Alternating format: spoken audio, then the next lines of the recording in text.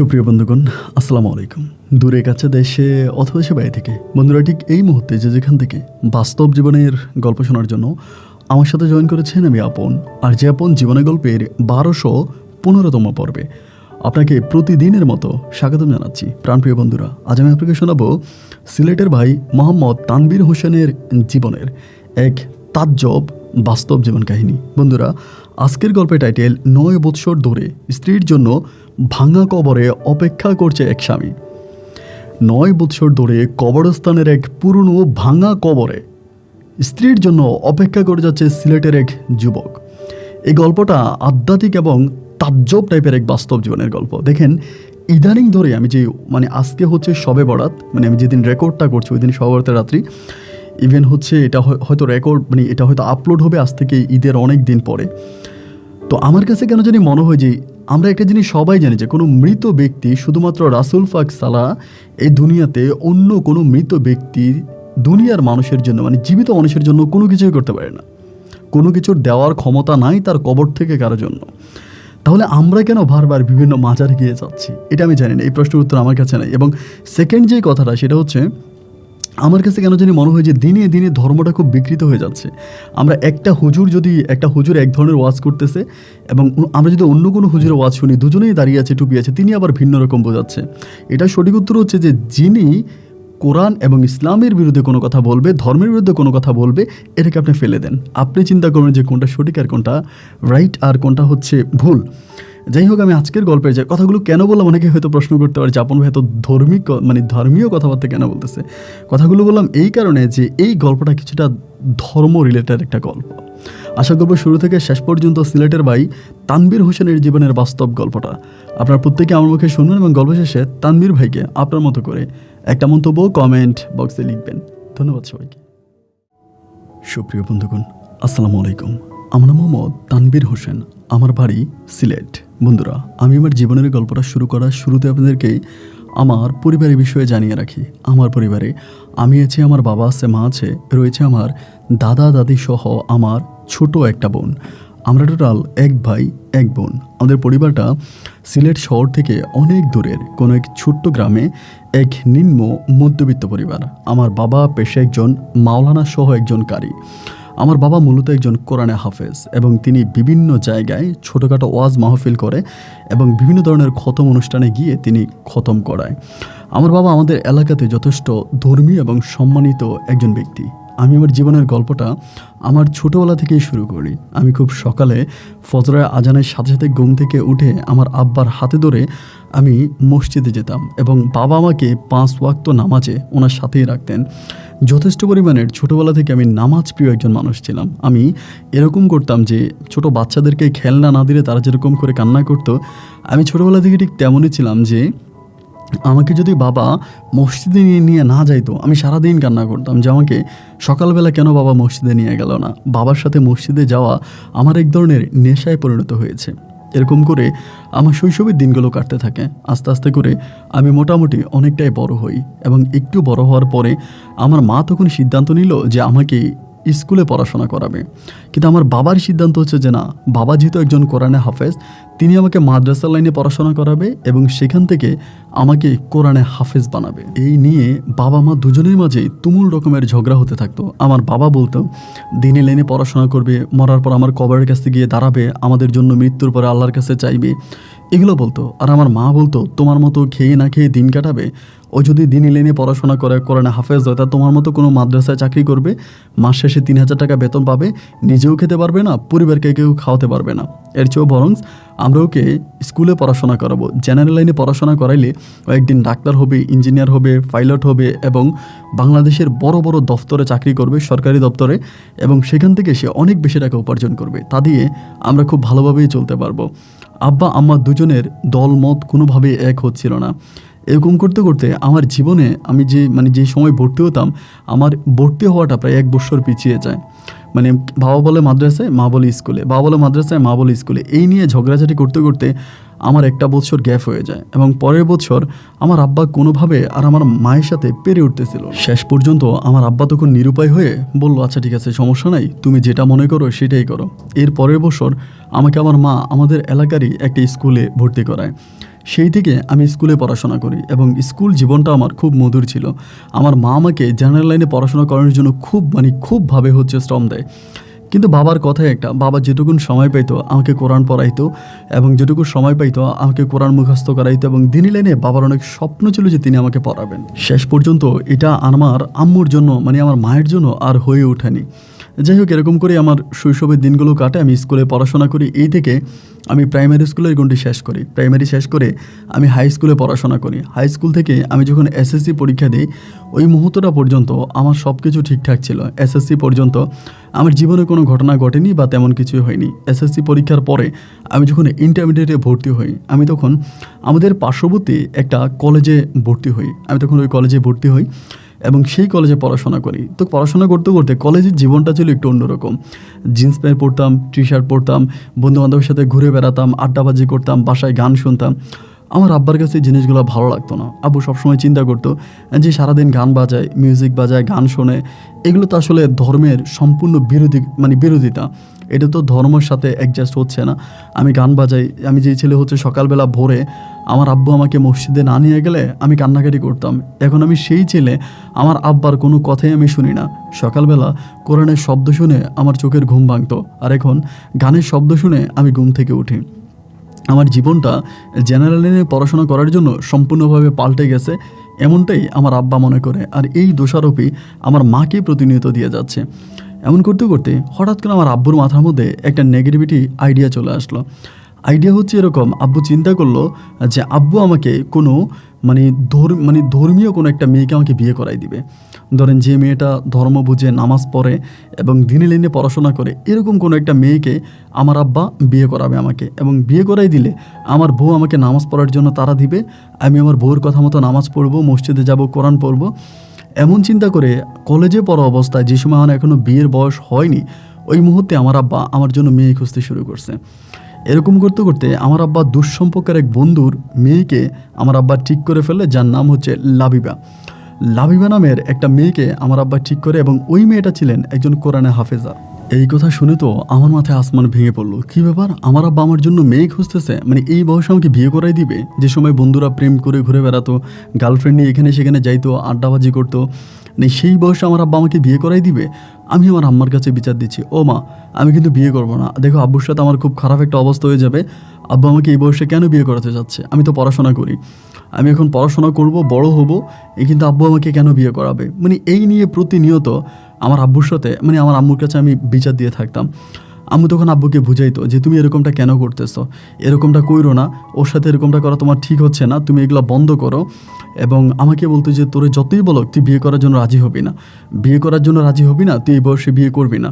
এই কথাগুলো হচ্ছে আমার আব্বা আমার আম্মা আমাকে বুঝাইতো। আমি সবসময় আম্মার পক্ষে ছিলাম। আমি কোনো সময় আমার আম্মুর বিরোধিতা করি নাই, সবসময় আব্বুর বিরোধিতা করছি, কিন্তু আম্মুর বিরোধিতা করি নাই। তো আমাকে বিয়ে করাবে এমন আমার আব্বু তখন মেয়ে দেখে আসছে, মেয়েও দেখতে শুনতে ভালো আমার আব্বু বলতেছে, কিন্তু আমার মেয়ে দেখার জন্য প্রেশার দিচ্ছে, আমি মেয়ে দেখতে পারবো না। প্রতি রাতে আমার আম্মুর সাথে আব্বুর ঝগড়া, একটা বিষয়ে ঝগড়া, আমার আব্বু আমাকে বিয়ে করাবে কিন্তু আম্মু আমাকে বিয়ে করতে দিবে না।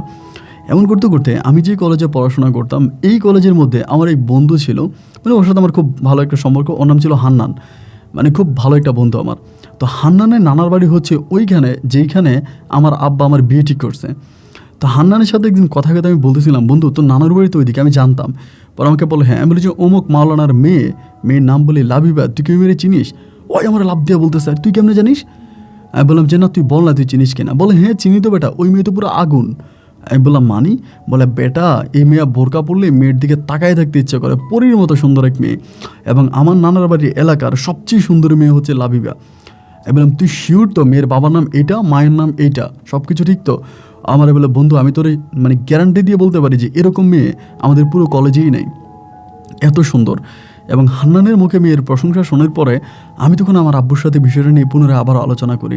আমি আব্বুকে বলি যে আব্বা তো অমুকের মেয়ে তো? আমার আব্বা বলে হ্যাঁ অমুকের মেয়ে। আমি বললাম তো তাইলে আব্বুর সাথে কথাবার্তা বলে আমি আরও শিওর হয়ে নিলাম। পরে আমি চিন্তা করলাম, আমি আব্বুরে বলতেছি, আব্বু ঠিক আছে আমি মেয়ে দেখতে যাব, কিন্তু আম্মুরে জানানো যাবে না। আমার কথা হচ্ছে যদি সত্যি মেয়ে দেখতে দেখতে অসম্ভব রকমের সুন্দরী হয়, আমি ওই মেয়ের বিয়ে করে ফেলবো।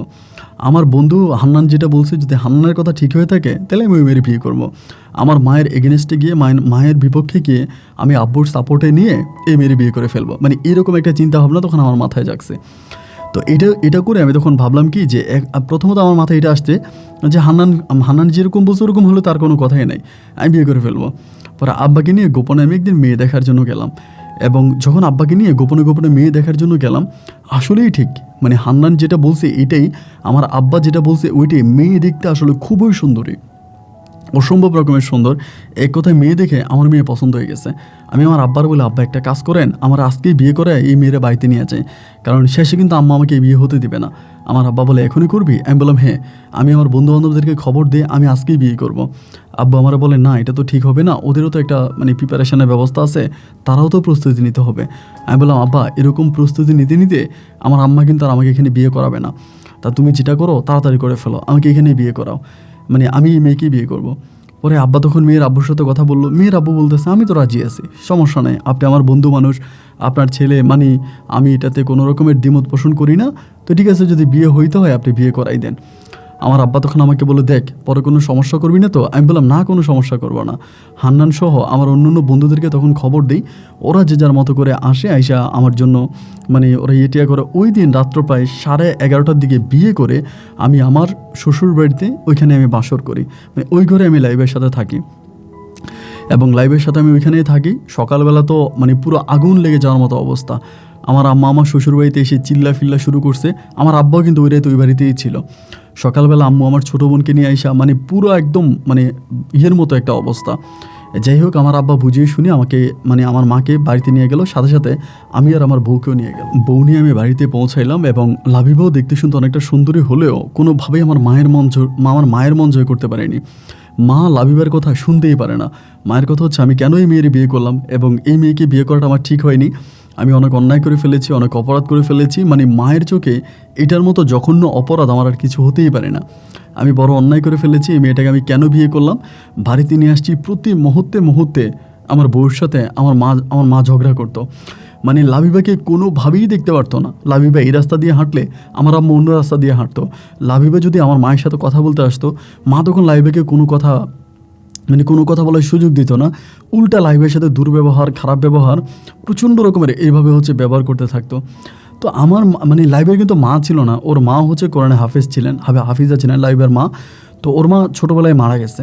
তো ওর মাকেও অনেক রকমের ভালোবাসে, ওর কিন্তু মানে ওর মাকেও অসম্ভব রকমের ভালোবাসে। ওরা আবার কিন্তু 2 বোন, মানে ও আর ওর আরেকটা ছোটো বোন আছে, আর একটা লোককে ওর বাবা পালক আইনা ফেলে, মানে লাইভার বাবা একটা লোককে পালক আনছে, ছেলেকে পালক আনছে, ওইটাকে পালতেছে। তো বিয়ে শাদী হলো, যাই হোক কোনোভাবেই আমার আম্মা অ্যাডজাস্ট হচ্ছে না, এবং আস্তে আস্তে করে আমার আম্মা একটু অ্যাডজাস্ট হওয়ার পরে মা আমারে প্রশ্ন তোলে যে এই মেয়ের বাবা মা তোর কী দিছে যৌতুকের কথা। আমি তখন বললাম যে না, মেয়ের বাবা মা তো আমাকে কিছু দেয় না, আর মেয়ের মা তো নাই, আর মেয়ের বাবা দিবে কি।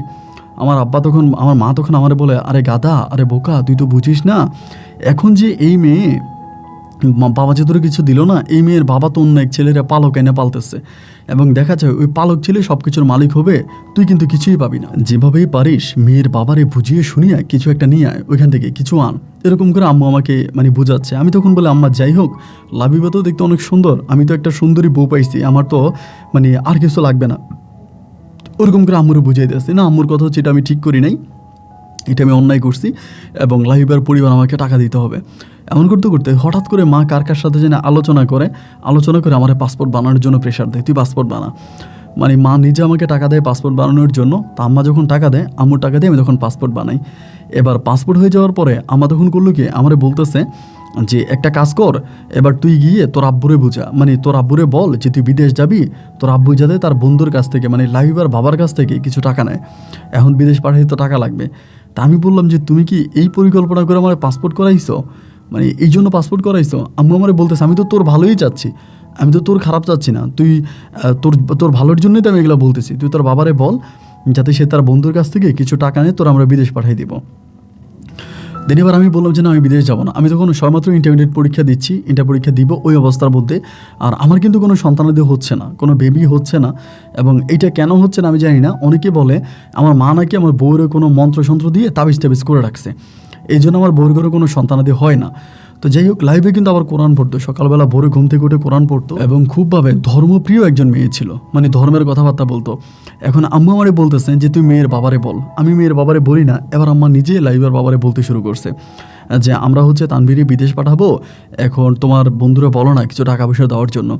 এবং আমার আব্বা তখন বলতেছে যদি আমার ছেলেকে বিদেশ পাঠানোর সমর্থ হয় আমি বিদেশ পাঠাবো, কিন্তু আমি কখনো মেয়ের বাবার কাছ থেকে টাকা নিয়ে আমার ছেলেকে আমি বিদেশে পাঠাবো না। এটা যৌতুক হয়ে যাবে। আমি একজন কোরআনে হাফেজ হয়ে আমার ছেলেকে বিয়ে করানোর জন্য আমি আমার ছেলেকে বিয়ে করেছি, আমি শ্বশুরবাড়ি থেকে যৌতুক নিতে পারবো না। আমার পক্ষে এটা কোনো অবস্থায় সম্ভব না। আল্লাহ যদি সমর্থ দেয় আমি আমার ছেলেকে পাঠাবো। কিন্তু মায়ের কথা হচ্ছে যে না, তোমার ওইখান থেকে টাকা নেওয়াই লাগবে। মানে এমনভাবে আমার মা আমার আব্বাকে প্রেশার দিচ্ছে। আব্বু আর মানে ঘরে আসতো না, বেশিরভাগ সময় মসজিদে বসে থাকতো, ওইখানেই বসে নামাজ কালাম পড়তো। বাড়ির মধ্যে টোটালি আসা বন্ধ করে দেয়, আব্বু আর বাড়িতেই আসে না। অ্যান্ড আব্বু যখন বাড়িতে আসে না, এবার আম্মা আমার সাথে ঝগড়া করে, তুই তোর বউরে বল যেন তার বাপ মায়ের কাছ থেকে আইনা টাকা দে, এবং সেই টাকা দিলে আমি তোর বিদেশে পাঠাবো। তো আমি মায়ের বলতাম যে মা, তুমি তো বিদেশের জন্য কোথাও লাইন দাও নাই, তুমি এরকম মিথ্যা কথা বলতেছো কেন? তুমি তো আমাদেরকে মানে কোনো বিদেশে পাঠানোর জন্য কোনো দেশে তুমি লাইন টেনও দাও নাই, কোনো টাকা মানে কিছুই না দাও নাই, তাহলে তুমি এরকম করতেছো কেন? আসলে তো এর কোনো মানে সঠিক কারণ তো আমি খুঁজে পাই না যে তুমি এরকমটা কেন করো। আজকে যদি তুমি আমাকে সত্যি সত্যি বিদেশে পাঠাইতা তাহলে মেনে নিতাম যে হ্যাঁ আমি বিদেশ যাচ্ছি, যার জন্য হচ্ছে তুমি এটা করতে যাচ্ছ। কিন্তু আমি তো বিদেশ যাচ্ছি না, এবং তুমি শুধুমাত্র আমাকে পাসপোর্ট করাইছো। আবার মা আমাকে দিয়ে বলাইতো যে তুই বল যে তুই বিদেশ যাবি, তোরে আমি ওই দেশে পাঠাবো, তুই লাইন দিছস, এগুলো তুই তোর শ্বশুরবাড়ির লোকজনদেরকে বল, তোর বাবাকে বল। যাই হোক, কোনোভাবে আমি আমার মায়ের ওই কুপ্রস্তাবে রাজি হলাম না, এবং রাজি না হওয়াতেই আরও পরিস্থিতি খারাপের দিয়ে গেল। এবার আমার বাবার সাথে এবার কী করলো, আমার বউয়ের সাথে আমার আম্মুর ঝগড়া শুরু করে দিল। মানে কথায় কথায় লাইবার গায়ে হাত তুলে, লাইবাকে মারে, ওর সাথে অত্যাচার করে, অবিচার করে। এবং ও এমন একটা মেয়ে ছিল, এই যে ওকে অত্যাচার করতো, ও কখনোই ওর ফ্যামিলির কাছে বলতো না, ওর বাবার কাছে বলতো না, ওর মায়ের কাছে মানে ওর মায়ের কাছে বাবার কাছে কোনো কিছুই বলতো না। মানে সবসময় ও নিজে নিজে ঘরে ঘরে বসে কান্নাকাটি করতো। তো মায়ের অত্যাচারগুলো সহ্য করতে করতেও কেমন জানি একটু একগড়া হয়ে গেছে। মানে ঘরের মধ্যে বসে থাকে, খুব বেশি একটা ঘর থেকে বের হয় না, কারণ মা দেখলেই তো গালমন্দ করে। যার কারণে ও সারাক্ষণ ঘরের মধ্যে মানে বসেই থাকে, সারাক্ষণ ঘরের মধ্যেই বসে থাকে। তো এইভাবে সময়গুলো কাটতে কাটতে একদিন হলো কি, মানে সকালবেলা ভোরে, ওই দিন মনে হয় সোমবার ছিল, সোমবারে সকালবেলা ভোরে আমি ফজরের নামাজ পড়তে উঠবো, ওই মুহূর্তে দেখলাম হুজুরা আজান দেওয়ার আগে ও কোরআন শরীফ পড়তেছে। ও কিন্তু কোরআন পড়ে ঠিক আছে, বাট ওরকম করে কোরআন পড়ে না। ওই দিন কোরআন পড়তে পড়তে ও কান্না করতেছে। তা আমার কাছে মনে হলো যে সম্ভবত ও আমার মায়ের কথায় কষ্ট পাইছে, এই জন্য মনে হয় ও কান্নাকাটি করতেছে।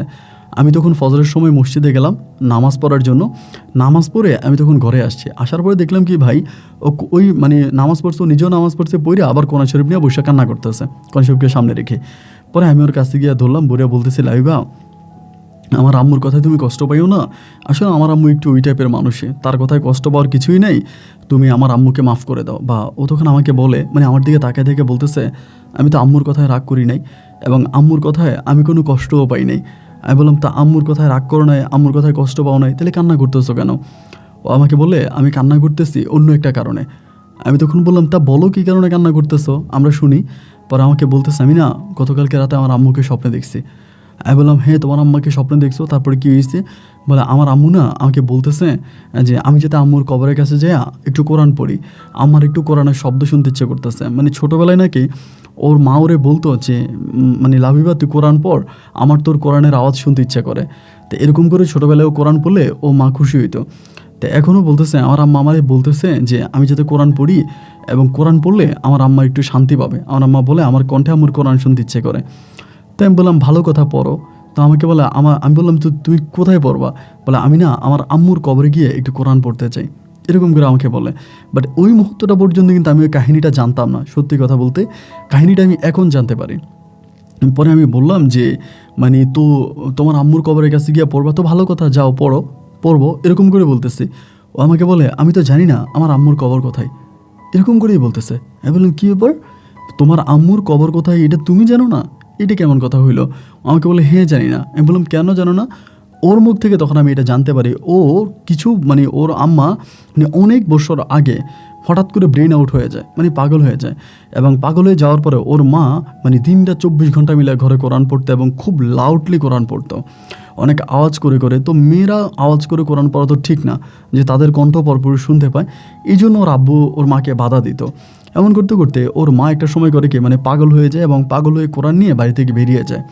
তো বাড়ি থেকে বেরিয়ে যাওয়ার পরে ওর আব্বু নাকি অনেক খোঁজ করছিল ওর আম্মাকে, যে ওর আম্মা আসলে কোথায় গেছে বা খুঁজে পাওয়া মানে শেষ পর্যন্ত খুঁজে পায়নি, যার জন্য ও বলতেছে আম্মুকে আর খুঁজে পাওয়া যায়নি। আমি তখন বললাম তো ভালো কথা, তোমার আম্মুকে খুঁজে পাওয়া যায়নি, কিন্তু তোমার আম্মু যে মরে গেছে, তোমার আম্মুর কবর দেওয়া হয়েছে, এটা তুমি কী করে জানো? বলে আমার আব্বা একজন বড় মানে কামেলদার একজন মানে আপনার কবিরাজের কাছে গেছে, ওই কবিরাজ আমার আব্বুকে বলছে যে তোর বউয়ের আর খুঁজিস না, তোর বউ মারা গেছে এবং বেওয়ারিশ লাশ হিসেবে তোর বউকে দাফন করা হয়ে গেছে, তোর বউরে আর খুঁজিস না। এই কথা নাকি ওই কোন কবিরাজ ওর বাবাকে বলে দেয়। তো ও আমাকে বলতেছে যে কবিরাজ তো আমার আব্বাকে বলেই দিছে যে আমার আম্মা মারা গেছে, এখন আমার আম্মা আমাকে স্বপ্নে দেখাইছে উনি কোরআনের আমি কোরআন পড়বো, উনি শুনবে, তো এখন আমার আম্মাকে আমি খুঁজবো, আমার আম্মার কবর কোথায়, এরকম করেই বলতেছে। পরে আমি বললাম যে লাভি ভাই, এটা কি কোনো কথা হইলো? সারা বাংলাদেশে কত হাজার হাজার লাখ লাখ কবরস্থান, তা তুমি কোন কবরস্থানে তোমার মারে তুমি খুঁজবা এবং তুমি কি করে জানবা যে ওইখানে তোমার আম্মাকে দাফন করা হয়েছে? ও আমাকে বলে বাংলাদেশে যত কবরস্থান আছে আমি সব কবরস্থানে গিয়ে গিয়ে কোরআন পড়বো। আমি যেভাবে কথাগুলো বলতেছি এইভাবেও আমাকে বলতেছে। আমি তখন বললাম তুই কি পাগল হয়ে গেলা? এটা তুমি কী ধরনের কথা বলো?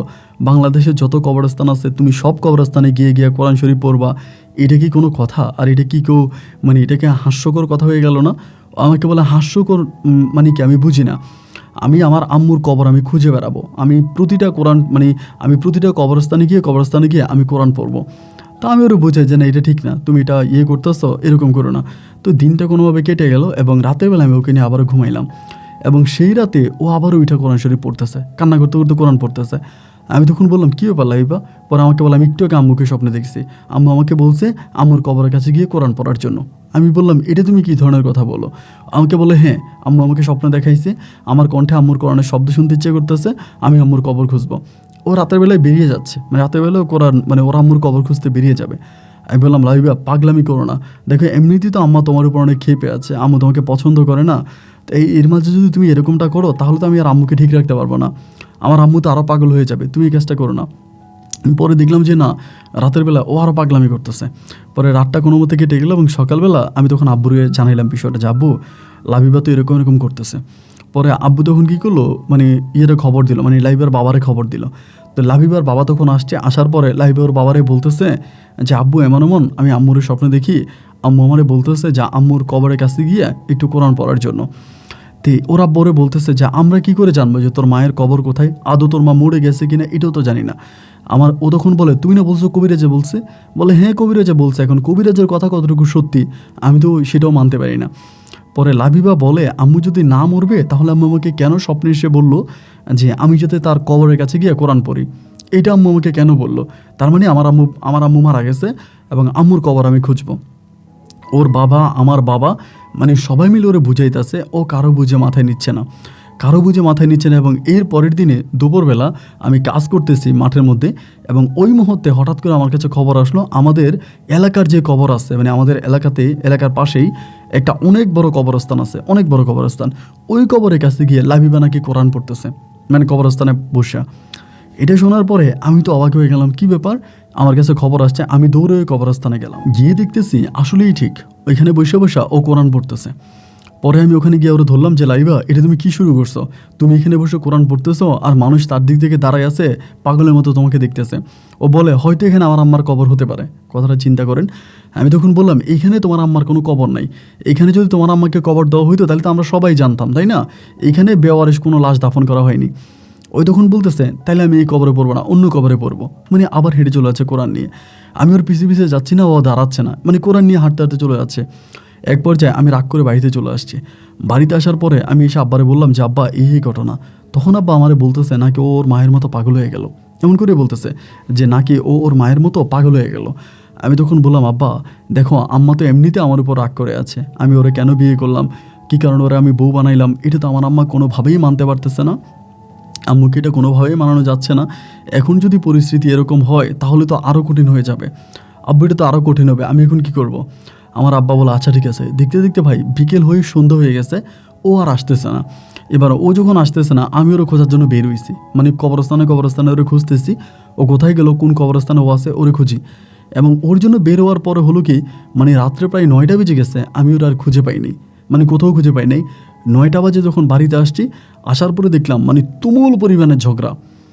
মানে আমার আম্মা ওর সাথে খুবই ঝগড়া করতেছে এবং ওর গায়ে পর্যন্ত হাত তুলছে, ওকে মারছে। ও ঘরের মধ্যে বসে বসে কান্না করে। পরে আমি ঘরে আসছি, আইসা আমিও রাগারাগি করলাম, চিল্লি করলাম, কইরা আমি শুয়ে পড়ছি, মানে খাওয়া দাওয়া করে শুয়ে পড়ছি। তো আমার বলতেছে যে তানবীর উঠো উঠো, খাবার খাবা। আমি বললাম খাবার খাবো না, তুই যা এখান থেকে, আমি তোরা লাথি মারবো, তোরা মারবো। এরকম করে ওর সাথে আমি বকাবাধ্য করতেছি। এবং একটা পর্যায়ে হলো কি, মানে অনেকক্ষণ পরে রাত 11টার দিকে ওদিকে বসে বসে কাঁদতেছে। আমি বললাম আমার কানের কাছে ব্যান ব্যান করে কান্দিস না, এখান থেকে যা, আমার এখানে থাকবি না। এরকম করে আমার ধাক্কায় ঘর থেকে বের করে দরজা লাগিয়ে দেয়। এবং দরজা লাগিয়ে দেওয়ার পরে ও আর মানে ওই যে দরজাটা আমি লাগাই দিই ওরা মাইরা, মানে ঘর থেকে বের করে দরজা লাগাই দিই, অতটুকুই মানে আমি রাতে ঘুমিয়ে পড়ি। সকালে যখন আমার ঘুম ভাঙে, মানে ঘুম ভাঙার পর দেখলাম যত ঘরে নেই। তা আমার তো কথা হচ্ছে কী রে, ওরা আমি বের করে তালা মেরে দিছি, মানে দরজা আটকাই দিছি ভিতর থেকে। এবং হঠাৎ করে মাথায় আসলো যে তাইলে ও গেল কোথায়।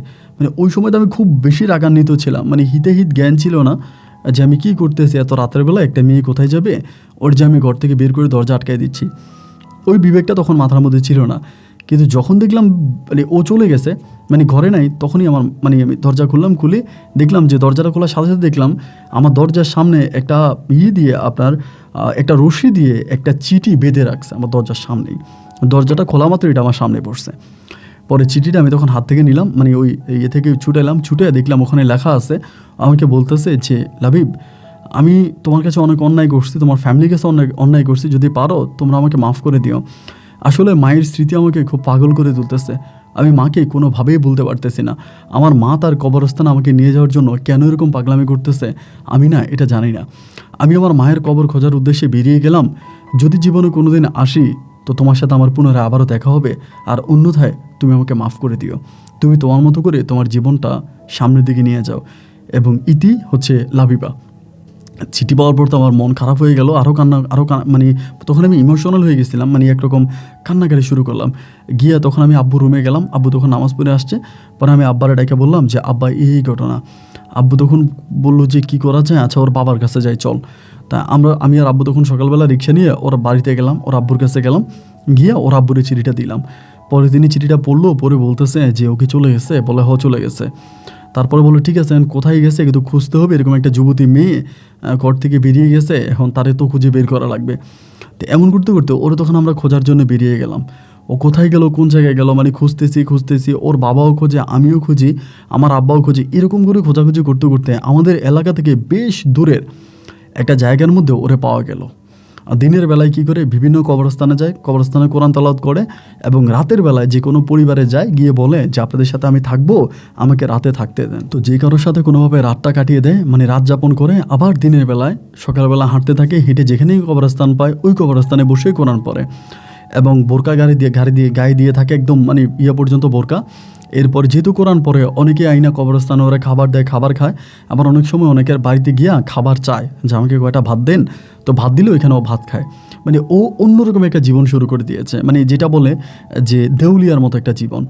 পরে ওর মানে আমাদের এলাকা থেকে বেশ দূরের এক জায়গা ওকে পাওয়া যায় কবরস্থানে। ওইখানে গিয়ে আমি ওর হাত ধরে টানাটানি করতে শুরু করি, লাইভে তুমি চলে আসো। আমি, আমার বাবা, ওর বাবা সবাই ওর ধরে টানতেছে যে তুমি চলে আসো। না, ও আসবেই না। ও বলতেছে আমি মরে যাব, যদি তোমরা আমাকে মারতে না চাও তাহলে তোমরা চলে যাও। আমি আর মানে সংসারমুখী হতে চাই না, আমি আমার পরিবারে ফিরে যেতে চাই না, আমি আমার মায়ের কবর খুঁজে বেড়াবো। এবং যেদিন রাতে আমি এটা স্বপ্নে দেখবো না, যে আমি তো এখন প্রতি রাতে আমার আম্মুকে স্বপ্নে দেখি, আম্মু আমাকে বলে আমার কবরে আয় কোরআন পড়, আমার কবরে আয় কোরআন পড়। এবং যেদিন এই স্বপ্নটা আমার দেখা বন্ধ হয়ে যাবে, অ্যান্ড সেদিন থেকে মানে আমি বাসায় চলে যাব, মানে আমি সেদিন থেকে চলে যাব, কিন্তু আমার এই স্বপ্নটা আমার শেষ হওয়া পর্যন্ত আমি থেকে যাব। ওর বাবা তখন করলো কি, মানে ওর জন্য বিভিন্ন হুজুর কবিরাজের কাছে যাচ্ছে, বড় বড় কবিরাজদের কাছে। ওদের কাছ থেকে তাবিজ আনে, এইটা আনে ওইটা আনে, বিভিন্নভাবে ওরা পড়াইতে আসে। বাট কোনোভাবেই কোনো কাজ হয় না, মানে কোনোভাবেই ওকে পাওয়া যায় না। আমরা কিন্তু মানে এরকমভাবেই হচ্ছে দিন আর রাতগুলো কাটতেছে, ওরে পাওয়াই যাচ্ছে না। এই করতে মানে বিভিন্ন গ্রামে যাইতো, আমরাও বিভিন্ন গ্রামে যাইতাম। এবং অনেকের কাছে ওর বাবা বলতো এটা আমার মেয়ে, আমি আমার ওয়াইফের পরিচয় দিতাম। এরকম করতে করতে একটা সময় খুব ক্লান্ত হয়ে গেলাম, মানে প্রচণ্ড রকমের ক্লান্ত হয়ে গেলাম। ওরে আর খুঁজে পাচ্ছি না, যেহেতু চলে আসছে বাড়িতে। বাড়িতে আসার পরে মানে আমার আম্মা তখন বলতেছে, আমি বাড়িতে আসা মাত্রই ওর যেহেতু খুঁজে পাচ্ছি না, বাড়িতে আসছি এবং আসা মাত্রই আমার এলাকায় কিন্তু পুরো জানাজানি হয়ে গেছে, মানে আমার পুরো এলাকাতে জানাজানি হয়ে গেছে। আমার বউ বিভিন্ন জায়গায় যায়, ওখানে বসে কোরআন পড়ে। এটা কিন্তু আমাদের পুরো এলাকার লোকজন জেনে গেছে, আমার পুরো থানা, মানে পুরো থানার লোকজন এই বিষয়টা জানে যে ও বিভিন্ন কবরস্থানে যায় এবং কবরস্থানে গিয়ে কোরআন পড়ে আমার বউয়ে। তো এমন সময় আমার মা তখন করলো কি, আমার বিয়ে করাবে। ওই বউ যেহেতু চলে গেছে, আমি কান্নাকাটি করি। লাইফে আমি ভালোবাসতাম, আমাদের সুন্দর ছিল এবং একটা সময় আমি নিজে ওর রূপের থেকে ওর মনের প্রতি আমি আরও আকৃষ্ট হয়ে পড়ি। আমি ঘরের মধ্যে বসে বসে কান্না করি, মানে সারাটাক্ষণই কান্নাকাটি করি। ওরে আমি এত ভালোবাসতাম, এত মধুর সম্পর্ক ছিল, কীভাবে ও আমার জীবন থেকে হারিয়ে গেল, কীভাবে চলে গেল। মানে আমি সারাক্ষণই বসে বসে কান্নাকাটি করতে থাকি এবং আমার এই কান্নাকাটিগুলো দেখে আমার আম্মা তখন করলো কি, মানে সিদ্ধান্ত নিলে যে আমাকে সেকেন্ড বিয়ে করাবে। হ্যাঁ, আব্বু তখন আর কোনো কিছু বলে না, কারণ আব্বু তো আর বলার মতো কোনো ভাষাই আমার আব্বুর নাই, কারণ আমার আব্বুই তো আমাকে বিয়েটা করালো এবং আব্বু বিয়ে করানোর পরেই তো এরকম একটা ঘটনা ঘটে গেল। তো যার জন্য আমার আব্বু আর কোনো কথা বলে না, আব্বু চুপচাপ আছে। আমার আম্মু তখন বিভিন্ন জায়গায় মেয়ে খোঁজাখুঁজি করতেছে আমাকে বিয়ে করাবে। তো আমার এরকম করে খোঁজাখুঁজি করতে করতে আমার আম্মু কী করলো, তার এক দুঃসম্পর্কের আত্মীয়র এক মেয়ে, নাম হচ্ছে সামিয়া, ওই মেয়েটার আমার বিয়ের জন্য ঠিক করলো। ওই মেয়ের আগে একটা বিয়ে হয়েছে, কিন্তু তার হাজব্যান্ডের সাথে তার সম্পর্ক ভালো ছিল না, ওইখান থেকে চলে আসছে, মানে ডিভোর্সি আর কি। ওই মেয়েটাকে আমাকে বিয়ে করাবে। পরে আমি বললাম যে না, আমি এখন বিয়ে করবো না এবং বিয়ে করার কোনো ইচ্ছা আমার নাই, আমি বিয়ে করবো না। না, আমার আম্মা প্রেশার দিচ্ছে, বিয়ে করাই লাগবে, এটা কোনো কথা, তোর বইভাবে চলে গেছে, ও তো আর ফিরবে না। এদিক দিয়ে কয়েকটা মাসও কেটে গেছে, মানে 2-3টা মাসও কেটে গেছে, ওর তো আর কোনো খোঁজখবর নাই, ও তো আর ফিরেও আসলো না। এবং ও চিঠির মাধ্যমে আমাকে বিয়ে করার অনুমতিও একরকম দিয়ে গেছে, মানে মৌখিকভাবে। পরে আমি কি করব, আমি তখন আমার আব্বুরে জিজ্ঞেস করলাম যে আব্বু, আম্মু যে এরকম এরকম বলতেছে আমাকে বিয়ে করাবে, এখন আমি করবোটা কি, তুমি আমারে বলো। আমার আব্বা বলে যে সমস্যা নাই, তুই বিয়ে কর। তোর আম্মু যেহেতু বলতেছে তুই বিয়ে কর, এখন ওই তো চলেই গেছে, ও তো পাগল হয়ে চলেই গেছে, বেরিয়ে গেছে। ওর মা যেভাবে বেরিয়ে গেছে, ও তো একইভাবে ওর মায়ের মতো করে বেরিয়ে গেছে। এখন ওর জন্য তো অপেক্ষা করে লাভ নাই, আর ও আদৌ ফিরবে কি না, কখনো আসবে কি না, এর কোনো নিশ্চয়তা তো কেউ দিতে পারে না। তাই তুই একটা কাজ করতে, বিয়ে করে ফেল, আমার আব্বু বলতেছে। পরে আমি আম্মুর প্রস্তাবে রাজি হইলাম যে ঠিক আছে আম্মু, তুমি যেহেতু বিয়েই করাবা তো ঠিক আছে, বিয়ে করাও। পরে আমার আম্মু করলো কি, আমার বিয়ে করাই দিল। আমার আম্মু আমাকে বিয়ে করাই দিল এবং বিয়ে করাই দেওয়ার পরে আমি তখন, মানে নতুন বউ আসলো আমার ঘরে, সামিয়া, আমি ওরে বিয়ে করছি। তো ওরে বিয়ে করে ওর সাথেই থাকতেছি, আর মনে মনে আমার লাবিবার জন্য খুব খারাপ লাগতেছে। ও কোথায় হারিয়ে গেল, কোন জায়গায় হারিয়ে গেল, আদৌ বেঁচে আছে কি না, মানে সবসময় ওর জন্য মন খারাপ হতো, কান্নাকাটি করতাম এবং এরকম করেই সময়গুলো পাস করতেছি। এইভাবে দিনের রাতগুলো কাটতে কাটতে একটা পর্যায়ে হলো কি, মানে আমাদের বাড়িতে তখন কিন্তু এখানে আবার একটা ঘটনা আছে, এর মধ্যে আমার বউ সামিয়া কিন্তু প্রেগনেন্ট হয়েছে। লাবিবারে কিন্তু আমার অনেক বছর ধরে সংসার হলেও লাবিবার ঘরে কিন্তু কোনো সন্তান আসে নাই, মানে আমার কোনো বেবি হয় নাই।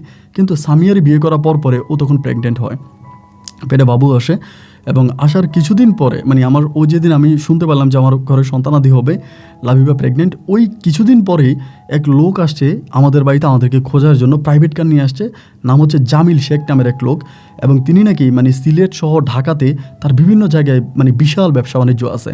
এক কথায় বলতে গেলে আমাদের এলাকায় বলতে মানে ওই এলাকায় সে নাকি কোটিপতি, বিশাল গাড়ি বহন নিয়ে আসছে, একসাথে প্রায় 4টা গাড়ি নিয়ে উনি আমাদের বাড়িতে আসার পরে আমার প্রথমে মসজিদে গেছে, আমার আব্বারি নিয়ে বাড়িতে আসছে। বাড়িতে আসার পরে আমি তো ওনাকে দেখে অবাক, পরে আমার আম্মা তো কিরে ওনারা কেন আসছে, পরে আমার আম্মা নাস্তা পানি এটা দিল, খাওয়া দাওয়া করলো এবং খাওয়ার পরে আমারে বলে কে তানবীরকে, আমারে বলতেছে। আমি বললাম আমিই তানবীর। পরে বলে তুমি এদিকে আসো। পরে আমাকে ডাকছে, ডাইকে আমারে বললো বাবা ভালো আছো, এমন করে বলে। আমি বললাম হ্যাঁ ভালো আছে। উনি আবার রাজনীতিও করতো, এরকম টাইপের লোক ছিল। পরে আমারে বলে আচ্ছা এই তোমার বউ এই লাবিবা কোথায় আছে তুমি কি জানো, এরকম করে বলতেছে। পরে আমি বললাম যে না, লাবিবা কোথায় আছে আমি জানি না, ওর সাথে আমার বিয়ে হওয়ার পরে এরকম এরকম ঘটনা, ও তো বাড়ি থেকে বেরিয়ে গেছে এবং ও বিভিন্ন কবরস্থানে কোরআন পড়ে, ওইটুকুই জানি, বাট এরপর থেকে ও কোথায় গেছে ওইটা আমি বলতে পারি না। পরে আমারে বলতেছে যে না, ওনারা আমার প্রয়োজন, এমন করেই। আমি তখন বললাম যে ওনারে আপনার প্রয়োজন, মানে কী কারণে প্রয়োজন সেটা তো বলবেন। বলে আছে, কারণ আছে, কিন্তু ওনারে পাইলে ভালো হইতো, উনি কোথায় আছে। পরে আমি বললাম দেখেন আজকে বহু মাস হয়ে গেছে, ওর কোনো সন্তান আমরা পাই নাই, ও কই আছে না আছে, কোথায় গেছে না গেছে, এর কোনো সঠিক উত্তর আমার কাছে নাই, আমি আসলেই জানি না ও কোথায় গেছে। পরে বলতেছে যে না, মানে ওনার কোনো, মানে ওভাবে আমার বারবার পেঁচাইতে আছে, একটা কথাই বারবার রিপিট করে পেঁচাইতে আছে। আমি তখন বললাম যে না, আমি তো জানি না ও কোথায় আছে। পরে ওনারা বললো যে যদি কখনও উনি পাওয়া যায় বা উনি কোথায় আছে, যদি কখনও মানে ওনার ঠিকানা পাওয়া যায়, তাহলে আমার এই কার্ডটা দিবেন এবং আমার সাথে একটু দেখা করতে বলবেন। পরে ওই সময় কিন্তু মোবাইল ফোন খুব রিয়ার বিষয়, মোবাইল সবাই অ্যাভেলেবেল ইউজ করে না।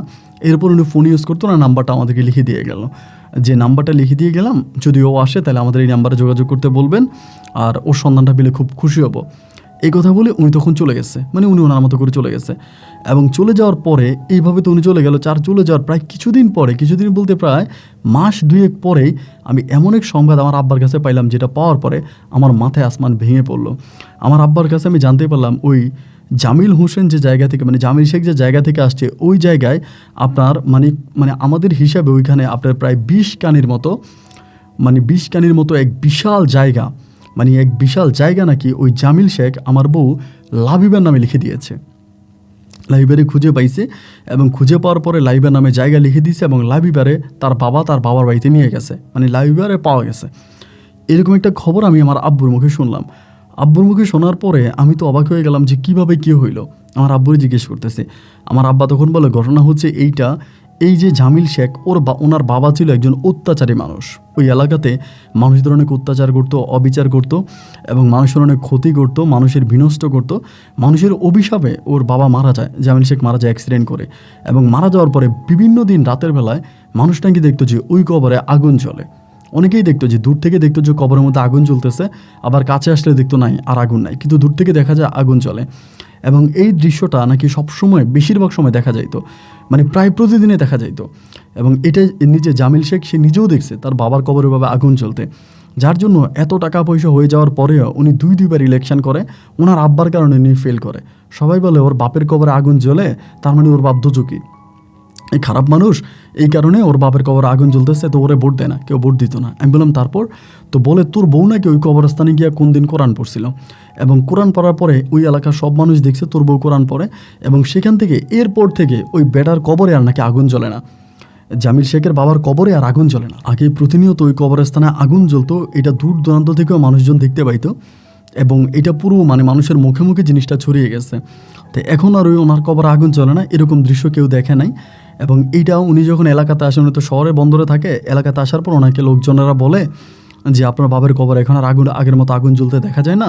পরে তার মানে জামিল শেখকে জিজ্ঞেস করে যে কারণ কি, পড়ালেখার লোকজনে বলে এরকম একটা মেয়ে এসে একজন কোরআন পড়ে গেছিলো কবরস্থানে, এরপর থেকে এইখানে আগুন জ্বলানো বন্ধ হয়ে গেছে, আগুন আর জ্বলানো কবরস্থানে। এবার জামিল শেখ কোন মেয়ে এসে কোরআন পড়ে গেছে ওই মেয়েরে খুঁজতে শুরু করে, ওই মেয়ের চেনও মানে খুঁজতে আমাদের ঠিকানায় চলে আসে। এবং আমাদের বাড়িতে এসে কিন্তু সেইটা বলে নাই, এটা কিন্তু আমাদের বাড়িতে এসে বলে নাই। এবং আমাদের বাড়ি থেকে উনি লাবিবার বাবার কাছে যায়, এবং লাবিবার বাবাকে নিয়ে উনি লাবিবাকে খোঁজার মানে মিশনে বের হয়।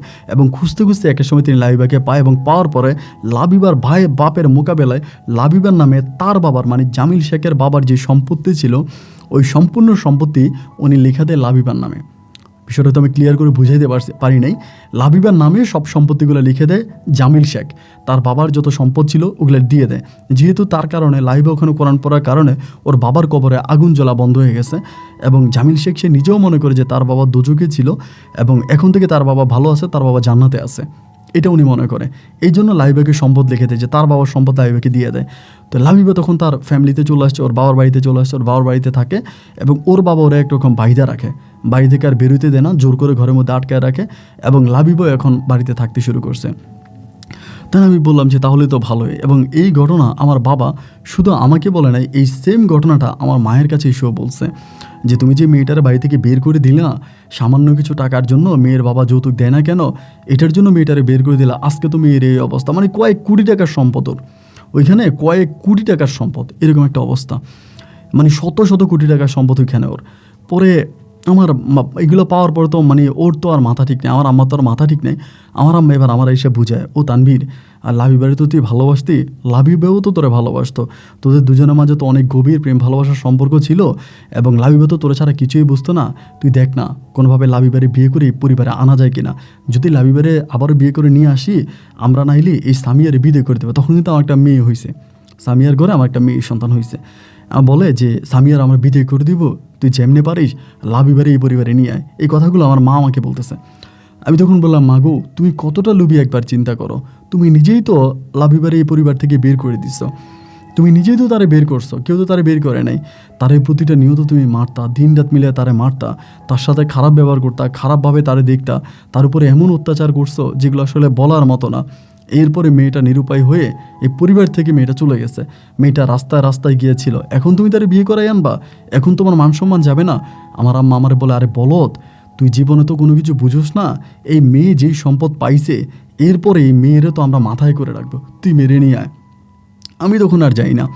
এবার আমার মা কী করে ওইখানে লাবিবারে দেখার জন্য গেছে এবং গিয়ে নাকি লাবিবারে আদর করতেছে, সোহাগ করতেছে। লাবিবা, আমরা অন্যায় করে ফেলছি, আমরা ভুল করে ফেলছি, আমরা তো ওরে বুঝতে পারি নাই, তুই চলে আয়, তুই আমাদের পরিবারে চলে আয়, তোরা আমরা নিয়ে আসবো।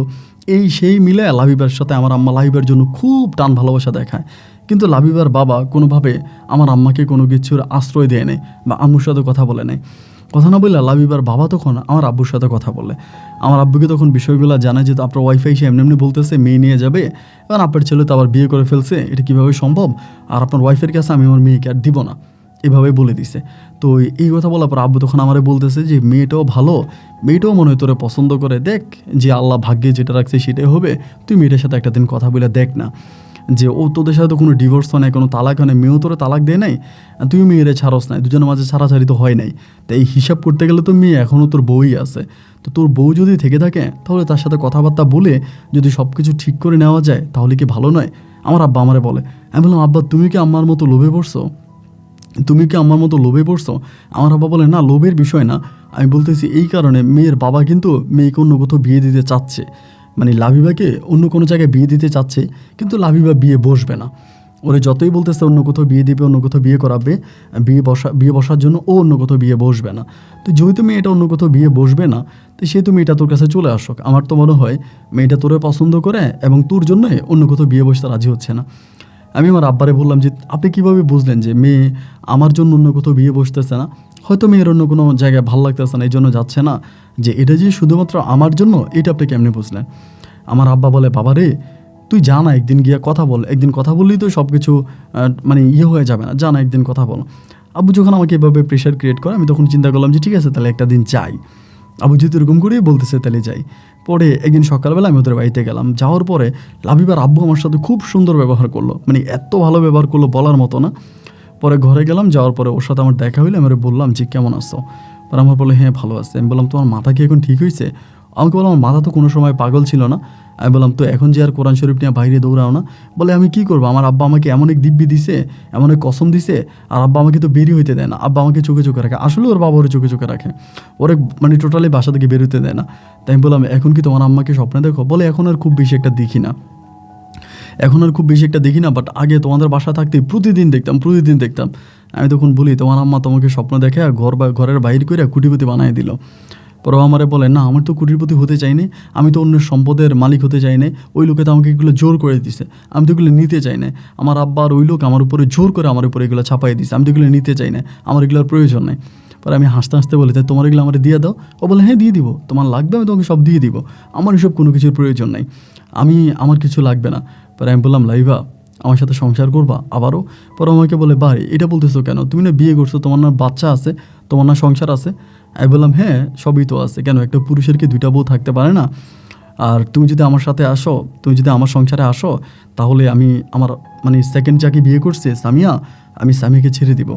আমাকে বলতেছে, কি বললো এটা তুমি কি বললা, মেয়েকে ছেড়ে দিবা? কেন ছেড়ে দিবা? এমনি।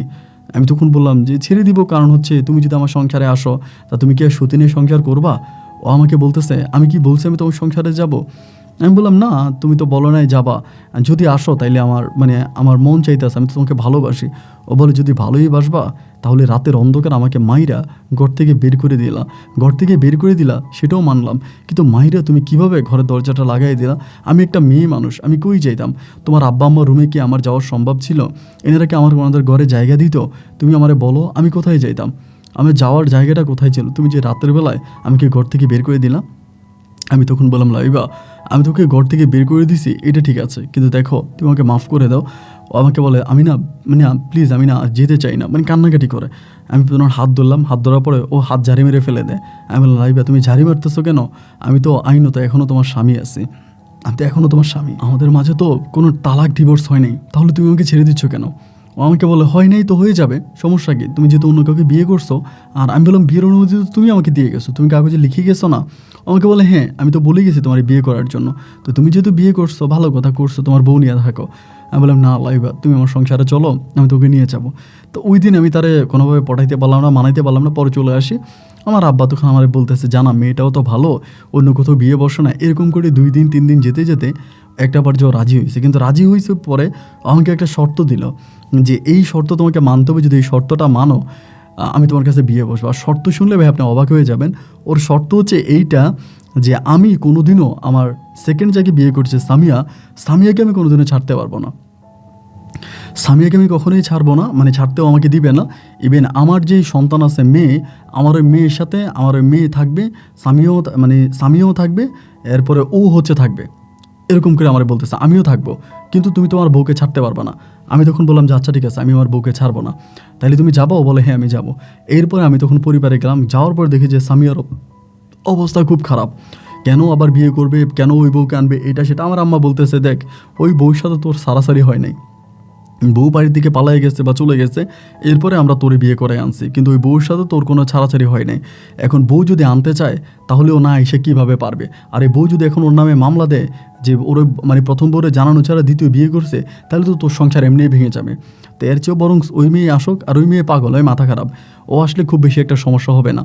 সামিয়া বলতেছে যে না, আমি তো সত্যি সংসার করবো না। এই নিয়ে খুব ঝামেলা টামেলা হইতেছে। আমার আব্বা আম্মা দুজনেই সামিয়ারে বুঝে শুনে ঠিক করে ফেললো, যেহেতু তোর একটা মেয়ে আছে, তুই এখন ছেড়ে যাইস না, আগে একটা বিয়ে হয়েছে, ওই স্বামীটাকেও ছেড়ে চলে আসছিস, এখন এটাকেও যদি ছেড়ে দিয়ে চলে যাস তাহলে তো লোকে তোরা খারাপ বলবে, তাহলে তুই যাইস না। এমন করে ওর তখন বুঝে শুনে ঠিকঠাক করলো, মানে রাজি করলো। এবার সামিয়া থাকতে রাজি হয়েছে। পরে আমার আব্বা আম্মা, আমি গিয়ে আমার বউ লাবিবাকে আমি তখন আমার শ্বশুর বাড়ি থেকে নিয়ে আসি, মানে আমার ওর বাড়ি থেকে নিয়ে আসি। এবং আমার বাড়িতে আসার পরে লাবিবা খুব, মানে সামিয়ার সাথে খুব সুন্দর ব্যবহার করতো, খুবই ভালো ব্যবহার করতো, খুবই মিষ্টি ব্যবহার করতো। লাবিবা সকালবেলা ভোরে উঠে কাজ করতো, কাজ কাম করতো, সব কিছু করতো, আবার ও সব কিছু করতো, মানে সামিয়ারে কোনো কাজ করতে দিত না। তো আমি তো লাবিবার সাথে থাকতাম বেশিরভাগ সময়, ওর সাথেই থাকতাম, বাবা ওর ঘরেও বেশিরভাগ সময় রাতের বেলায় থাকতাম। তো এরকম করে সময়গুলো কাটতে কাটতে আমি দেখতাম সামিয়া কেমন জানি দিনে দিনে খুব ফেটে উঠতেছে। তো এরকম করতে করতে একদিন রাতের বেলায় লাবিবা নিজেই আমাকে বলতেছে যে, আমি কিন্তু বলি না, আল্লাহ সাক্ষী, ও নিজেই আমাকে বলে যে যে সম্পদগুলো তুমি আমার নামে যে সম্পদগুলো আছে, এই সম্পদগুলো আমার কাছে বোঝা মনে হয়, আমি এই সম্পদগুলো তোমার নামে লিখে দিতে চাই। ও নিজে নিজে আমাকে বলে। আমি বললাম, না আমি তো তোমার কাছে সম্পদ চাইনি, আর আমি সম্পদের জন্য তোমাকে বিয়ে করি নাই। তুমি ভালো হয়েছো, তুমি তোমার বাবার কাছে ফিরে আসছো, পরিবারে ফিরে আসছো, আমি তোমাকে নিয়ে আসছি আমার কাছে, বাট আমি কোনো সম্পদের জন্য তোমাকে বিয়ে করি নাই, আর আমি কোনো সম্পদের লোভীও না, আমার সম্পদের প্রয়োজন নাই। আমাকে বলতেছে না সম্পদের প্রয়োজন নাই, আর আমি তো আমার কাছে জিনিসগুলো খুব বোঝা মনে হয়, আমি এগুলো তোমাকে দিয়ে দিতে চাই, তুমি আমার এগুলো নিয়ে যাও। আমি বললাম, না আমি নিব না।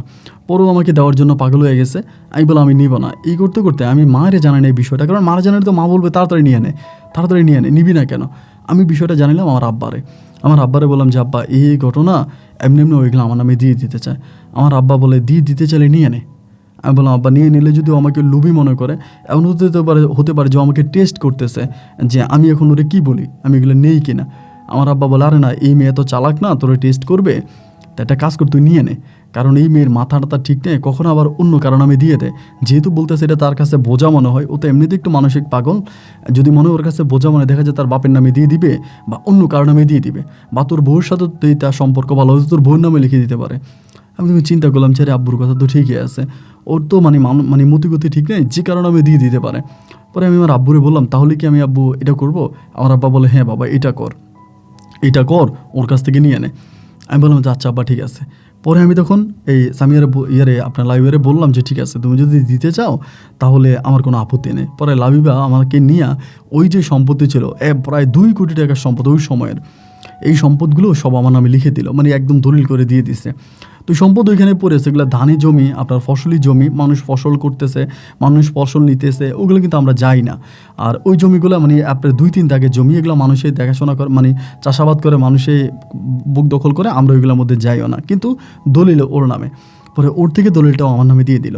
যখন আমার নামে দলিল দিয়ে দিল, আমি কিন্তু চিন্তা করতেছি এখন আমি কী করবো। আমার কাছে তখন কেমন জানি আমার লাবিবার প্রতি ভালোবাসা বেড়ে গেছে। আমি সবসময় ওর কাছে যাই, ওর কাছে পড়ে থাকি, ওরা ছাড়া কোনো কিছুই বুঝি না। তাই আসলে মূলত কিন্তু সামিয়ার কাছে আমি যাইতামই না। আমার সেকেন্ড ওয়াইফ যে সামিয়া ছিল, ওর কাছে আমি যাইতামই না, ওর সাথে আমি খুব বেশি একটা কথা বলতামই না। আমি অলওয়েজ লাবিবা ছাড়া কিছুই বুঝতাম না। এরকম করে কিছুদিন যাওয়ার পরে প্রায় 8-9 মাস যাওয়ার পরে হঠাৎ করে মাঝে মাঝে দেখলাম আবার লাবিবার সাথে কিন্তু আমার দ্বিতীয় বউ সামিয়ার সম্পর্ক খুব ভালো ছিল। তাদের মাঝে কিন্তু ঝামেলা ছিল না, কেউ কাউকে মানে অপছন্দনীয় ছিল না, মানে দুজন দুজনের সাথে খুব ভালো সম্পর্ক ছিল। এই অবস্থার মধ্যে আমি তখন দেখলাম যে লাবিবা কেমন করে জানি একটু ব্যতিক্রম ধর্মী আচরণ করতেছে, যেমন খাওয়া দাওয়া করে না, মানে তবজি গনে কেমন জানি একটু লাইক পাগলের মতো হয়ে যায়। পরে আমি আব্বারে জানালাম যে আব্বা এই ঘটনা। আমার আব্বা বলে তাহলে তুমি এটা মনে হয় আবার পাগল হয়ে যাবে, মনে হয় আবার পাগল হয়ে যাবে। এরপরে লাবিবার বাবা তখন আসছে, ওয়াইসেও দেখতেছে উনি এরকম করতেছে, মানে তবজি গনে, কারোর সাথে কথা বলে না, মুখ গোমরা করে বসে থাকে, মানে খুব খারাপ একটা অবস্থা। আচ্ছা, এখানে একটা বিষয় বলে রাখা ভালো, লাবিবার বাবা কিন্তু তখনও জানতো না যে লাবিবা আমার নামে সম্পদ লিখে দিছে। আর আমার আব্বা বা আমিও কিন্তু এটা লাবিবার বাবাকে বলি নাই। এবার লাবিবার বাবা বলতেছে আমার মেয়ে যেহেতু এরকম করতেছে, পাগলামি করতেছে, আমি আমার মেয়েকে নিয়ে যাই। তো আমার মা বলতেছে, আমার মাও কিন্তু এই বিষয়টা জানে না, সত্যি কথা বলতে আমার মাও কিন্তু জানে না। পরে এই মানে এইভাবে শুরু করছে যে ও চলে যায়, মানে ওর নিয়ে যাবে ওর বাবা। পরে আমার আম্মা দিতে রাজি হয় না, পরে আমার আব্বা আমাকে বলে দিছে যে তুমি এরকম করো না, সম্পদ কিন্তু আমাদের ছেলের নামে লিখে দিছে এই মেয়েটা। পরে আমার আম্মা বলে যে ঠিক আছে, যদি যেতে চায় তাহলে যাক।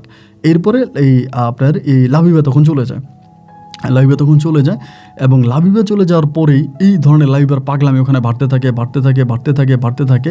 কোনোভাবে ওর আব্বরে ঠিক করতে পারতেছিল না। একটা পর্যায়ে যেটা হইলো সেটা হচ্ছে লাবিবার বাবা কোথায় ওকে নিয়ে যায়, কোন কোন জায়গায় নিয়ে যায় জানতে পারে ওকে বান মারা হয়েছে, মানে ওকে তাবিজ করা হয়েছে, এবং এইগুলা আমার বউ সামিয়া নাকি করছে। ওইখান থেকে ও বলতেছে, মানে ওর বাবা বলতেছে। তো আমার আম্মা মনে করতেছে সামিয়াকে আমি ছেড়ে দেওয়ার জন্য এগুলা লাবিবার বাবা বলতেছে। পরে আমি তো আমার বউ সামিয়ারে নিয়ে পড়ে আছি, আমার সন্তান নিয়ে পড়ে আছি, এবং এরকম করতে করতে আল্লাহ ঢাকে একটা সময় লাবিবা তার বাড়ির মধ্যে, মানে তার ঘরের মধ্যে সে মারা যায়, রাতের বেলায় মারা যায়। এবং মারা যাওয়ার পরে মৃত্যুর খবর পাইলাম আমি আর আব্বা, তখন গেলাম, আমার মানে বউ সামিও গেলাম, আমার আম্মু গেলাম, আমরা সবাই গেলাম। ও মারা গেছে, কিন্তু মারা যাওয়ার পর ওর বাবা বারবার বলতেছে ওকে তাবিজ করা হয়েছে, বলতেছে আমার মেয়েটাকে তাবিজ করা হয়েছে, আমার মেয়েটাকে কালো জাদু করা হয়েছে, কালো জাদু করে আমার মেয়েটার মেরে ফেলছে, আমার মেয়েটাকে ব্ল্যাক ম্যাজিক করা হয়েছে, এগুলো ওর বাবা বারবার বলতো। তো যাই হোক, ও মারা গেল। মারা যাওয়ার পর আমরা দাফন কাফনে উপস্থিত ছিলাম, আমি তখন সব কিছু তো যেহেতু আমার বউ ছিল, আমি সব ঠিকঠাক করে তখন আমি বাড়ির মধ্যে আসছি। বাড়ির মধ্যে আসার পরে আমি তো বাড়ির মধ্যে আমার বউ, আমার বাবা, আমার মা, আমার সন্তান সবাইকে আমি খুব ভালোভাবে আছি। এরকম করে সময়গুলো কাটতে তখন স্বামী আমার সাথে আছে। তো লাবিবা যেহেতু মরে গেল, আমি তখন সামিয়ার প্রতি খুব কেয়ারিং, সামিয়াকে অনেক যত্ন করতেছি, সামিয়ার আমি আমার কাছে রাখতেছি, চলতেছি ফিরতেছি।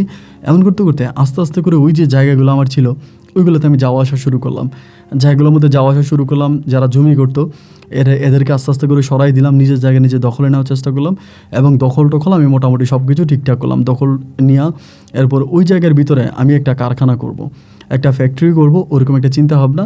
পরে কিছু জায়গা আমি ওখান থেকে বিক্রি করলাম, নিজের কিছু জায়গা বিক্রি করলাম, এবং বিক্রি করার পরে বাকি জায়গাটার মধ্যে আমি তখন ফ্যাক্টরি করার জন্য নিজের মতো করে আমি একটা ফ্যাক্টরি ওখানে চালু করলাম।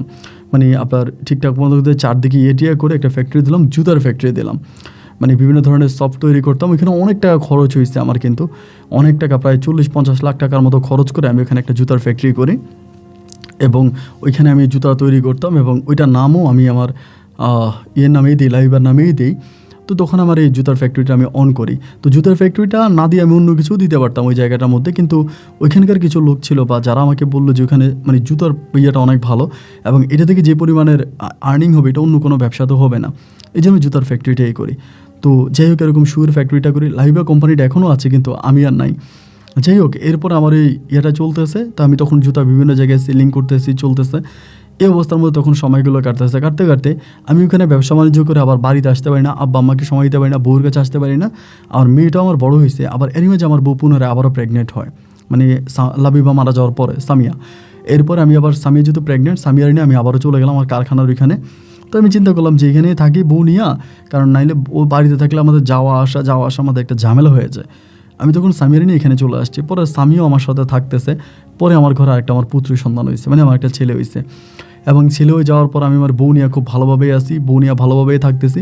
মানে আমাদের কোনো সমস্যা নাই, সংসার জীবনটা আমার অনেক সুখের হয়ে গেল, কোনো অভাব নাই, কোনো অনটন নাই, লক্ষ লক্ষ টাকা ইনকাম করতেছি। আব্বা আম্মা দুজনরে হজ করাই আনছি, এবং আমার ছোটো বোনেরও হজ করাইছি, ছোটো বোনের জামাইরে হজ করাইছি, সামিয়ারও আমি হজে পাঠাইতাম। পরে সামিয়া বলছো আমার সাথে যাবে, এই জন্য আমি সবাইরে হজ টজ করাইলাম, বাড়িতে আপনার মসজিদ বানাইলাম, মাদ্রাসা বানাইলাম, এতিমখানা বানাইলাম, এবং অনেক জায়গায় সম্পত্তি কিনে সামিয়ার কবরটাকে আমি, লাবিবার কবরটাকেও আমি খুব সুন্দরভাবে ওইখানে যাইতাম, জিয়ারত করতাম। লাবিবার বাবারও আমি হজে পাঠাই। লাইবার আব্বা আমার আব্বুর সাথে হজে যায়, উনিও হজ করে আসে। পরে মোটামুটি সব কিছু ভালোভাবেই ছিল এবং লাবিবার বাবার কোনো অভাব অনটন আমি দেখতাম না। মানে ওনার যত অভাব হইতো অনটন হইতো সব আমি দেখাশোনা করতাম। ওনার যে সময় টাকা লাগতো আমি ওনার কাছে টাকার বস্তা নিয়ে যাইতাম। তো উনি আমাকে অনেক আদর করতো এবং ওনার লাইফের যে ছোটো বোন ছিল ওইটার বিয়েও আমি সম্পূর্ণ নিজের খরচেই দিই, বিয়ে শাদিও দিই এবং ছোটো বোন জামাইরও আমি ব্যবসা বাণিজ্য ধরাই দিই। মানে আমার জায়গা থেকে আমার যতটুকু করা দরকার ছিল ওর পরিবারের জন্য আমি ঠিক ততটুকুই করি। এবং এই জিনিসগুলো আস্তে আস্তে করে সামিয়া মেনে নিতে পারতেছিল না যে আমি কেন লাবিবার বাবারে টাকা দিই, লাবিবারে টাকা দিই, মানে লাবিবার বোনেরে টাকা দিই, ওদেরকে আমি এই জন্য ওদের জন্য এগুলো করি। এগুলো সামিয়ার মনে অনেকটা প্রশ্ন জাগতো। তো আমি সামিয়ারে বুঝাইতাম যে তুমি এগুলো আমার সাথে কেন করো? আজকে আমি যে সম্পত্তির পাহাড়, আজকে আমি যে ধনকূপের মালিক হইলাম, তা এগুলো তো আর আমার নিজের টাকায় না, এগুলো তো আমার কোনো কিছুই নেই, এগুলো তো সবই সামিয়ার। সামিয়া ইচ্ছে করে আমার নামে দিয়ে গেছে, আমি তো আর এগুলো আমার নামে নেই বা সামিয়া দেওয়াতে আমি পাইছি, তো আমার সাথে এরকমটা কেন করতেছ? নাও আমার সাথে প্রতিটা মুহূর্তে ঝগড়া করে যে আমি কেন লাবিবার বাবা মায়ের প্রতি এত টান, ওর বাবা মায়ের প্রতি কোনো টান নাই, লাবিবার প্রতি আমার যথেষ্ট ভালোবাসা ছিল ওর প্রতি ছিল না, এই জিনিসগুলো বলতে। এবং এগুলো বলতে বলতে একটা সময় আমিও ভাই একটু আস্তে আস্তে করে রাগান্বিত পর্যায়ে চলে যেতাম। আমি ওরে বলতাম লাবিবাও তো মারা গেছে, লাবিবার তো কেউ না কেউ তাবিজ করছে, এখন লাবিবার বাবা তো বলতেছে যে তাবিজ নাকি তুমি করছো, এরকম রিপোর্টও তো আমি পাইছি যে তুমি লাবিবার জন্য কালো জাদু করছো, ওরে কালো জাদু করে ব্ল্যাক ম্যাজিক করে তুমি ওরা মারিয়ে ফেলছো। এই নিয়ে ধরুন আমার বউর সাথে সামিয়ার সাথে আমার ঝগড়াঝাটি দিনে দিনে বাড়তেছে। স্বামী আমারে বলতেছে তুমি আমার এই কথা কেন বললা, কী কারণে বললা, আমি তো কোনোদিনই এই ধরনের কোনো কাজ করি নাই, আমার তো এই ধরনের কোনো লোভ নাই, আমি তো এই ধরনের কোনো লালসিত মেয়ে না, তুমি আমার এগুলো কেন বললা, আমি কেন স্বামীর তাবিজ করবো এইটা ওইটা। এইভাবে ওর সাথে আমার আস্তে আস্তে করে ঝগড়াঝাটি বাড়তেছে। ঝগড়াঝাটি বাড়তেছে বাড়তেছে বাড়তেছে এরই মাঝে আমি পরিবারে আমার আব্বা একটু অসুস্থ হয়ে যায়। আব্বার কাছে যাইতাম আসতাম ওইদিকে আমার ব্যবসা বাণিজ্যের ওরে আমি অনেক জায়গায় বসাইতাম। সামিয়ার ব্যবসা বাণিজ্য ওই সময় দেখাশোনা করতো। আমার আব্বা অসুস্থ ছিল, আমি আব্বার নিয়ে একটানা 1.5 মাসের মতো ঢাকা মেডিকেলে ছিলাম। আমার আব্বুর অবস্থা অনেক খারাপ হয়ে গেছিলো। ঢাকা মেডিকেল থেকে আব্বুর চিকিৎসা করে আব্বুরে বাড়ি আনি। এরপরে ওই সব দেখাশোনা করতে আমি ওর কাছে যাইতাম, ফিরতাম, আসতাম। এবং এরকম করতে করতে হঠাৎ করে আমার বুকের মধ্যে এক ধরনের একটা ব্যথা আমি অনুভব করতে থাকি। বুকের ঠিক এই জায়গাটাতে ব্যথা করতো। এখন ব্যথাটা কেন করে এটা আমি বুঝি না। আমি তখন ডাক্তারের কাছে দেখাই, বিভিন্ন জায়গায় যাই।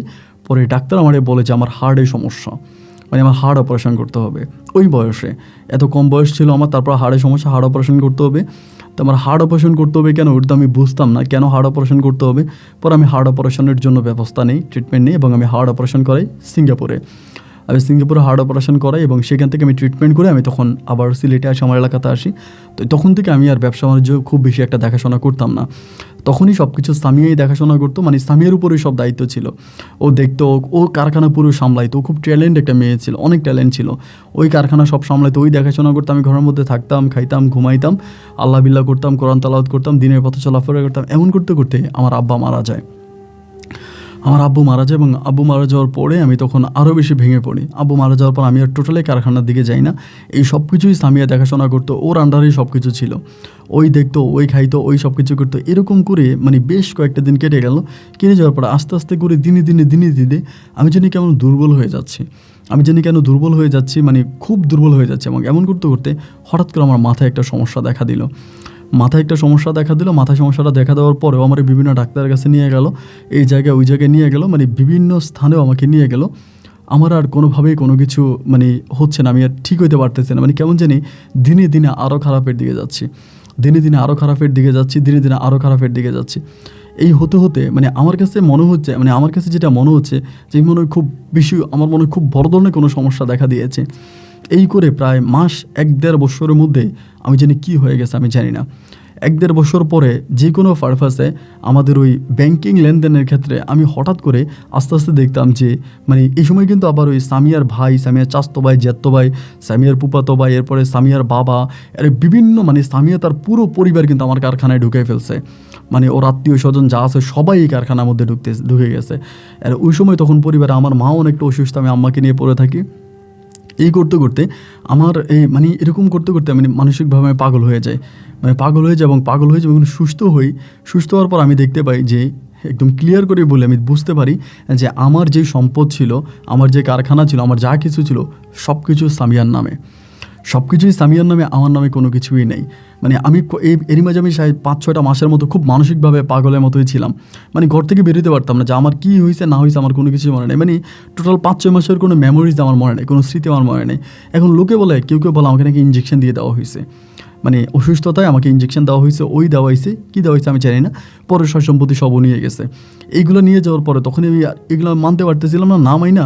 তখন তো আমার আর কেউ নেই, বাবাও মারা গেল, মা একটা অসুস্থ, আমি ওর নামে দিলাম মামলা। তো মামলা দিয়ে আমার নিজের কাছে যা ছিল বা যেগুলো আমার সবই গেল। মামলায় আমি ওর সাথে পেরে উঠলাম না, ওই সম্পদ আমি ওর নামে লিখে দিয়েছি, ও নিয়ে নিছে এটা আমি জানি না। আমি ওর নামে দলিল করে দিছি, আমার নামে নিয়ে নিল। এবং নিয়ে নেওয়ার পরে আমি এগুলো সব ওরে দিয়ে দিচ্ছি, মানে সব, মানে ওই নিয়ে নিয়ে আবার মানে সবার মাঝে কেমনে 8-10টা দলিল করে ফেলছে, আমি কিছু করতে পারি না। এবং একটা সময় আমার মনে হইতো যে আমার বউ লাবিবা আমার স্বপ্ন দেখায়। মানে বেশিরভাগ সময় আমি এই জিনিসটা স্বপ্নে দেখতাম, যে আমার বলতে আমি তোমার কাছে আবার আসবো, তোমার সম্পদ আমি তোমার ফিরিয়ে দিব, আমি তোমার কাছে আবার আসবো, তোমার সম্পদ আমি তোমার কাছে ফিরিয়ে দিব, তুমি চিন্তা করো না, তুমি টেনশন করো না। তখন থেকে আমি করতাম কি, মানে ওর কথা মনে হইতো, মানে লাইবার কথা মনে হইতো। এখানে কিন্তু আমার বউ স্বামী আমার রাখতো, খাওয়াইতো, পড়াইতো, কিন্তু ওই যে আমার কাছ থেকে ও সব কিছু নিয়ে গেছে, ওই জিনিসটা আমি সহ্য করতে পারি না পাইরা আমি এখান থেকে বেরিয়ে যাই। এই কারখানা থেকে, জায়গা থেকে সব কিছু বেরিয়ে আমি আমার লাভিবারে যেখানে কবর দিয়েছে, আমি কবরে বসে আসছি, কবরের পাশে বসে কোরআন তালাওয়াত করি, বেশিরভাগ সময় এখানে থাকি। আর আমার কেন জানি মনে হয় যে অন্য কোনো রূপে, অন্য কোনোভাবে লাবিবা আমার কাছে ফিরে আসবে। আমাকে স্বপ্ন দেখে, মাঝে মাঝে আমাকে বলে আমি আসবো, আমি তোমার কাছে আসবো। আমি তো জানি মৃত্যুর পর কখনো কোনো দিন মানুষ ফিরে আসে না, কিন্তু এরপরেও আমার কাছে মনে হয় যে কেন জানি লাবিবা হয়তো আমার জীবনে আসতে পারে, লাবিবা হয়তো আমার কাছে আসবে। ভাই, আমি এই কথাগুলো আপনাকে কেন বললাম বা আপনাকে গল্পটা আমি কেন লিখলাম, যে আমি বেশ কয়েক বছর আগে আপনার একটা গল্প শুনেছিলাম, ওভাবেই হচ্ছে মৃত স্ত্রী অন্য কোনো রূপে স্বামীর কাছে ফিরে আসছে।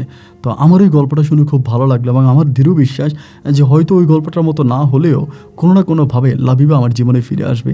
এই বিশ্বাস রেখে আমি প্রতিনিয়ত লাবিবার কবরে বসে কোরআন পড়ি, এবং ওর এই ভাঙা কবরে আমি ওর জন্য অপেক্ষা করি। আজকে 1 দিন 2 দিন নয়, দীর্ঘ 9টা বছর আমার শ্বশুর আমাকে খাওয়ায়, আমার শ্বশুর আমাকে পড়ায়, এখনও আমার শ্বশুরের আন্ডারে আমি থাকি। আমি কবরস্থানে বসে থাকি, কোরআন তালাওয়াত করি এবং ওর জন্য অপেক্ষা করি। আমার দৃঢ় বিশ্বাস আমার লাবিবা অন্য কোনোভাবে আমার কাছে একদিন ফিরে আসবে। সম্পদের মোহ আমি ত্যাগ করলাম। আমার বউ স্বামী আমার 2 সন্তান নিয়ে অন্যত্রে বিয়ে বসে, ওর এক দুঃসম্পর্কের খালাতো বাইরে বিয়ে করে, এবং বিয়ে করে আমার সব সয় সম্পত্তি দখল করছে। কিন্তু আমি কোনো মামলা করি না, কোনো মোকদ্দমা করি না, কিছুই করি না। ও নেক, ওর মতো করে ও থাকুক, আমি আমার মতো করে আছি। তো ইদানিং ধরে আপনার গল্পগুলো আমি শুনি, আমার ভালো লাগে। মধ্যে দিন অনেকগুলো বছর শুনতে পারিনি, অসুস্থ ছিলাম, তো এখন আবার মাঝে মাঝে শুনি, ভালো লাগে। সেখান থেকে আমার জীবনে ঘটে যাওয়া ঘটনাগুলো আপনার সাথে শেয়ার করলাম। যদি পারেন আমার গল্পটা রেকর্ড করে মানুষের মাঝে আমার দুঃখের কথাগুলো ছড়িয়ে দিবেন। ভালো থাকবেন। আসসালামু আলাইকুম।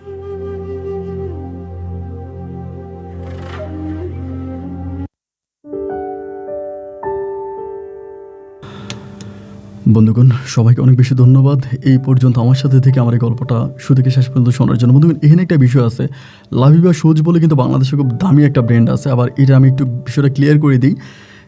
এই লাবিবা যে কোম্পানিটা ছিল, ওনার যে জুতো কোম্পানি ছিল, সেটা কিন্তু এই মুহূর্তে নাই। ওনারা কিন্তু এটা অন্য ব্র্যান্ড তৈরি করে ফেলেছে ওই কারখানায়। ওই লাবিবা ব্র্যান্ড কিন্তু এখন নাই। সুতরাং লাবিবা কোম্পানি থেকে যাতে কোনোভাবে এটা না আসে যে আমি ওনাদের কোম্পানির কোনো স্টোরি বলেছি, না।